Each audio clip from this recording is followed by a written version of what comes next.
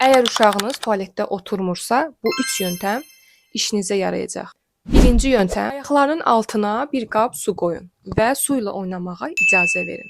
Su uşağı sakitləşdirir və diqqətini qarşılıqda oturmaqdan uzaqlaşdırır. Özünü daha rahat hiss etdiyi üçün daha uzun müddət otura bilir. İkinci, stəkan və pipet götürün.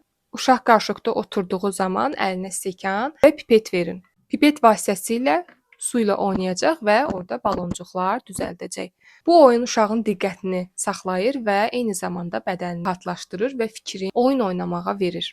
Bədən rahatlaşan zaman isə tualet ehtiyacını etmək daha asan olur. Üçüncüsü isə qarşılıqda oturduğu zaman əlinə plastirin verin. Vasitəsilə fiqurlar düzəldin. Uşağın beyni istər-istəməz sakitləşir və diqqəti plastirinə verir. Tualet təlimində ən vacib şey uşağı məcbur etmək yox, uşaq özünü daha rahat və təhlükəsiz hiss etməlidir. Bu kimi faydalı məlumatlar üçün səhifəmi izləməyi unutmayın.